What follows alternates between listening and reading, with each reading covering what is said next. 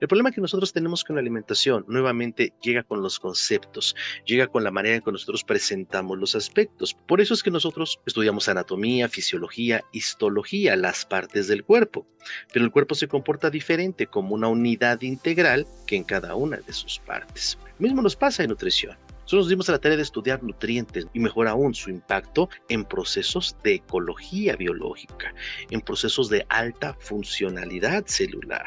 Por eso, aunque usted no lo crea, desde el punto de vista del marco legal, todo lo que está en la pantalla del lado izquierdo no se puede considerar comida chatarra.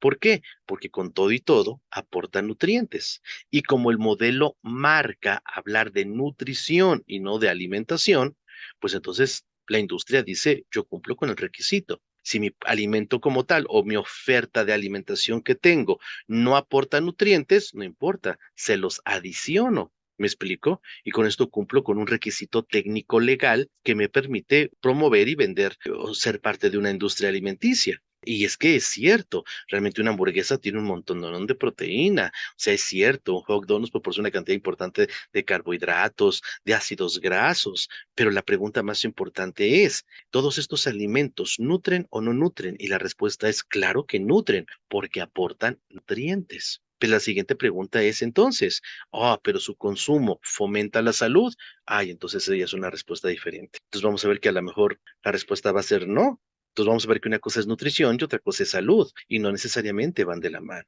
Ahora bien, los alimentos que están en la pantalla del lado derecho, la pregunta es, ¿su consumo fomenta la salud? Y la respuesta de muchos de ustedes será claro, por supuesto. Y la pregunta es, ¿por la cantidad de nutrientes que contiene? Y la respuesta es no. Los del lado izquierdo contienen más nutrientes. Entonces, ¿por qué estos alimentos producen salud? Porque estos alimentos son los que generan la alta funcionalidad celular. Son los alimentos que generan esos procesos ecológicos hacia nuestro cuerpo. ¿De acuerdo? Entonces vamos a ver que realmente la salud es algo más que solamente hablar de nutrición. Es hablar precisamente de un estado integral de ecología. Entendiendo por ecología, ¿verdad? Que todas las partes son codependientes de un todo y que ese todo es dependiente de cada una de sus partes. Un problema muy grave, muy complicado, desafortunadamente, tiene que ver con lo que estamos viviendo en este momento histórico, desafortunadamente. ¿Por qué? Porque como antes nunca, yo lo decía en una plática que estaba dando ayer, los compañeros de Estados Unidos decía, es muy curioso, en la última encuesta nacional de salud aquí en nuestro país, bueno, pues se determinó que existen dos problemas sumamente graves en nuestro país. Por un lado tenemos la obesidad y por otro lado tenemos la desnutrición. Yo no podría decir, wow, estos problemas pues están bien polarizados y generalmente se van a encontrar también en sociedades polarizadas. Bueno, pues no, realmente vamos a ver que el grueso de estos problemas se encuentra principalmente en las grandes ciudades. No va a haber desnutrición o no hay mucha desnutrición allá en la gente del campo, ¿no? No, los grandes problemas de nutrición son en las grandes ciudades. Qué cosa tan curiosa. ¿Por qué? Porque realmente va a haber una gran cantidad de factores que tienen que ver con nuestro estilo de vida, que tienen que ver con el momento histórico y que nos está conllevando precisamente lo que llamamos deficiencias nutricionales. Y esta es una cosa muy curiosa, porque aunque usted no lo crea, hacerle entender a un profesional en la salud que la causa de una enfermedad también tenía que ver con una carencia nutricional fue muy difícil, porque difícilmente se puede evidenciar. Una carencia nutricional difícilmente se puede evaluar porque no es clínico, es subclínico. Si en este momento te vas a hacer una prueba de laboratorio y le dices al químico de laboratorio, por favor, quiero saber cómo están mis niveles de vitamina C, cómo están mis niveles de zinc, de cromo, de selenio, te va a decir, híjole, eso no lo hacemos aquí. Entonces, ¿cómo sabemos que nos faltan nutrientes? ¿Cómo lo sabemos? O sea, ¿por qué asumimos las cosas si no lo estamos evidenciando directamente? ¿A qué le llamamos nosotros deficiencia nutricional? A la carencia específica de ciertos nutrientes. Y la primera causa que tiene una carencia nutricional es la más sencilla, el no consumir el alimento que aporta ese nutriente. Si yo te dijera, por ejemplo, que las vitamina A se necesitan 5.000 unidades diarias y que la vitamina A generalmente se encuentra en alimentos, frutas y verduras verdes, amarillas y naranjas, muy bien, pero te puedo apostar que hay niños y adultos que pueden pasar semanas sin consumir una fruta o una verdura de ningún color.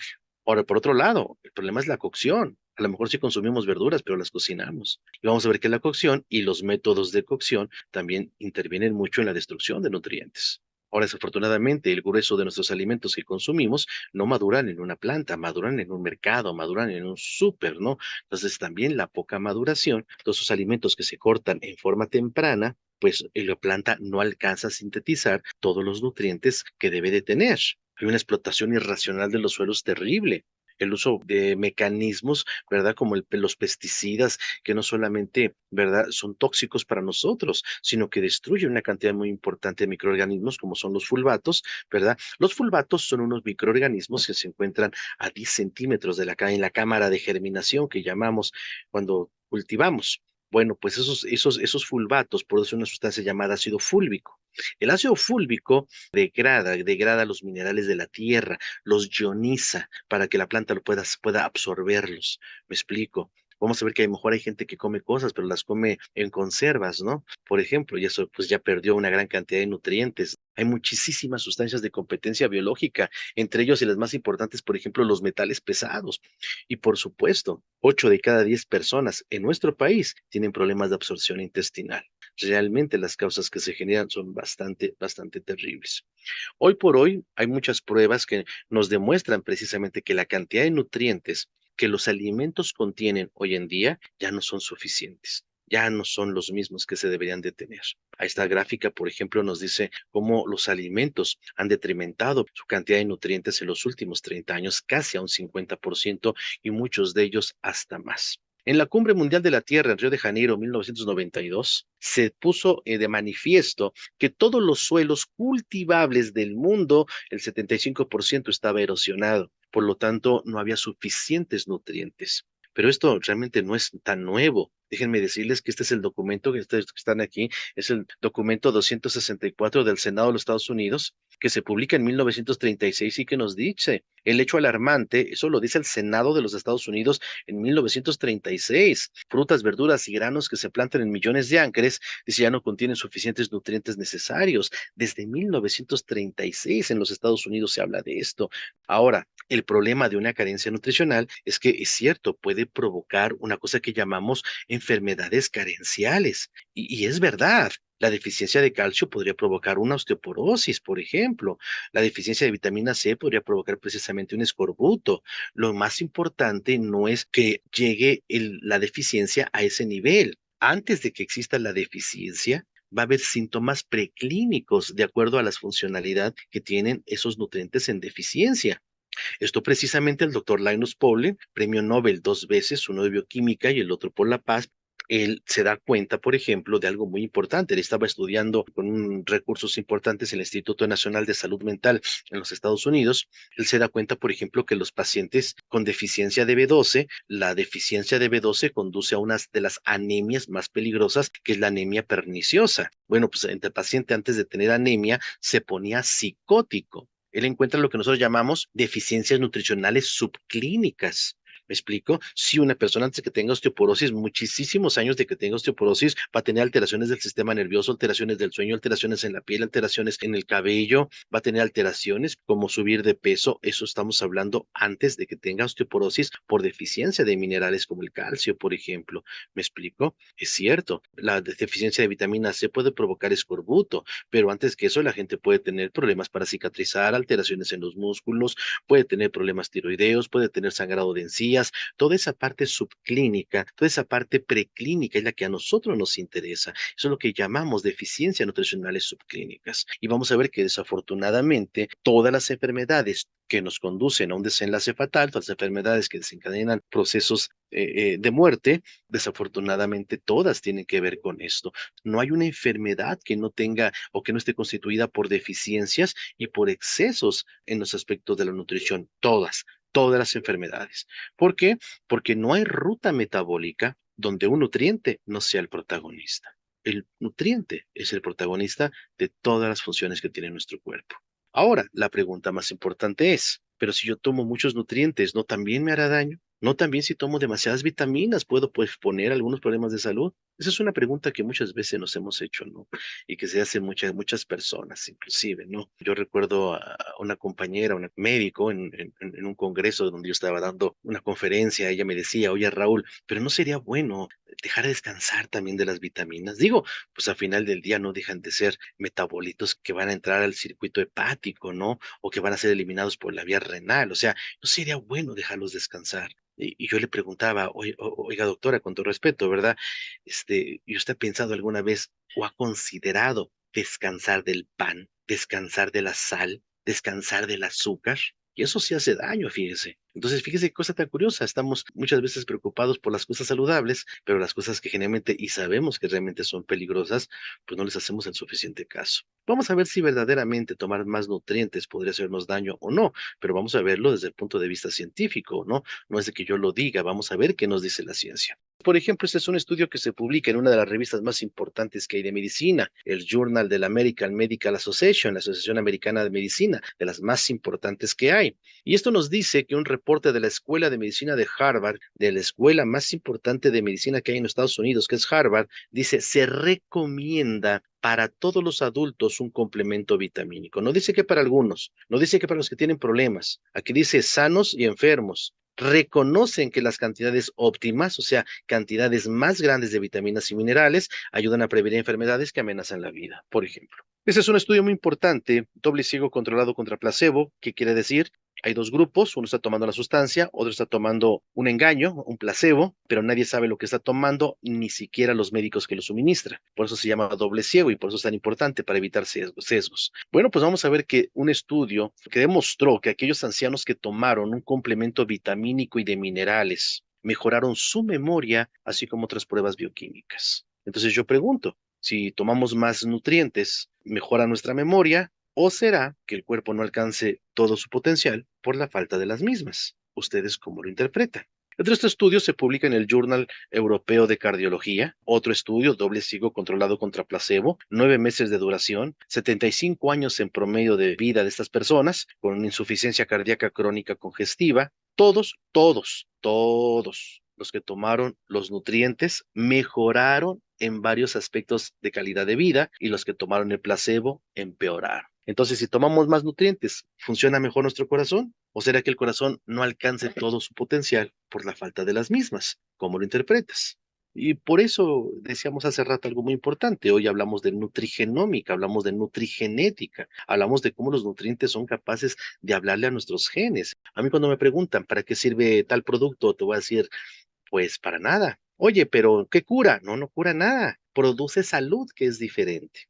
¿Me explico? O sea, nosotros realmente tenemos que ir un paso más allá. O sea, no solamente es el hecho de decir voy a prevenir, porque ya dijimos, prevenir, perdón, pero si la enfermedad es multifactorial. Yo he conocido gente que se han puesto nutrientes por todos lados y termina con un cáncer. Y uno dice, ¿pero por qué? Ah, porque también los factores emocionales y los factores del medio ambiente influyen. Entonces vamos a ver que por eso esto es altamente importante evaluarlo.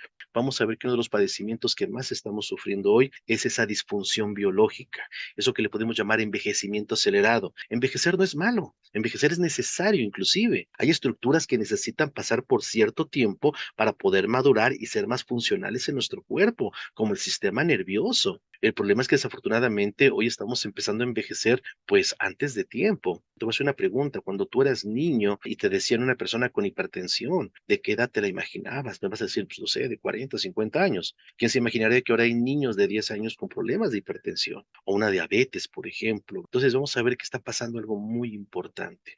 Estamos empezando a pasar por un envejecimiento acelerado. ¿Y por qué? Bueno, pues el estilo de vida, nuestra alimentación, nuestras deficiencias nutricionales, el exceso de procesos oxidativos que hay en el cuerpo.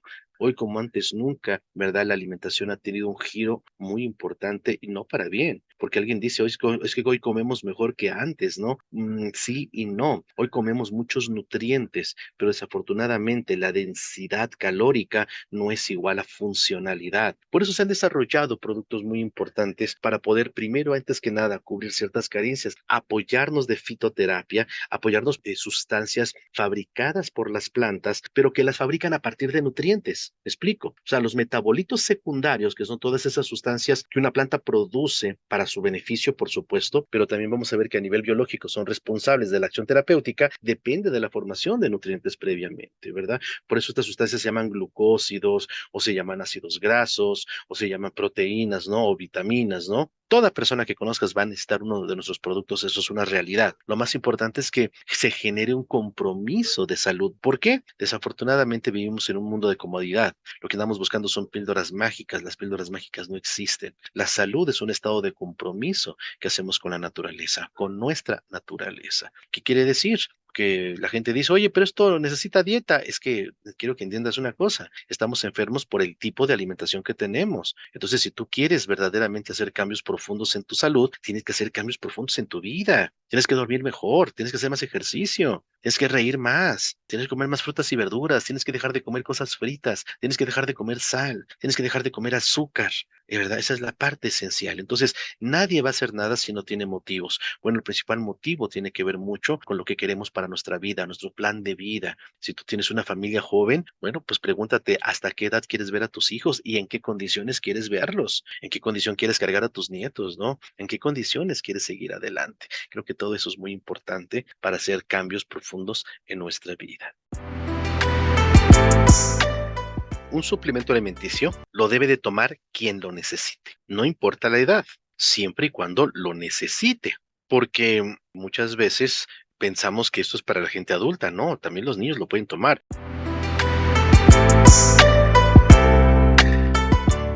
Nosotros no vemos enfermedades, nosotros vemos enfermos. Esa es la diferencia entre la medicina alternativa, la medicina biológica o regenerativa, como le llamamos ahora, que la alopatía. Cada persona tiene un cuadro clínico. Podemos hacer algunas recomendaciones generales, pero siempre una persona tiene que tener su parte personalizada. ¿Me explico? El compañero médico sí está educado a que un medicamento es para una enfermedad. No, nosotros vemos deficiencias, no enfermedades. Por eso es que pueden llegar 10 personas con la misma enfermedad y cada quien se va con un tratamiento diferente. Y pueden llegar 10 personas con diferentes enfermedades y a lo mejor se llevan el mismo tratamiento. El paradigma en la medicina regenerativa es diferente.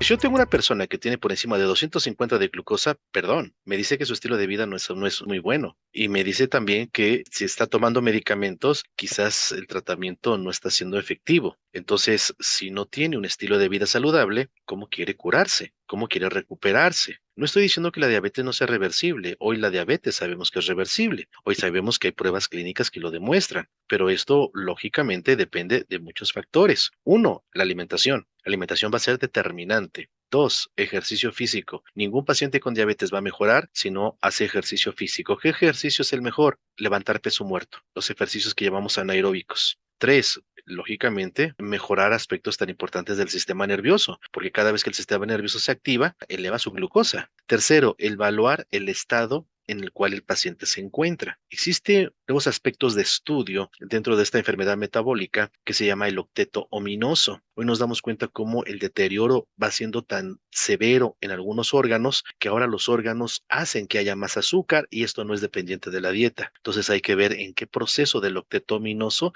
se encuentra la persona. Recuerden, esto no son píldoras mágicas. La magia es un estado de compromiso con la naturaleza. Ahora me preguntan en cuánto tiempo y la respuesta va a ser, no sé, nadie le va a poder contestar esa pregunta. ¿Cuántas cápsulas se va a tomar? No lo sé, porque no depende de la cápsula, no depende de la sustancia, depende de la capacidad de respuesta que su cuerpo tenga. Y esa capacidad de respuesta es modulada por varios procesos biológicos y funcionales.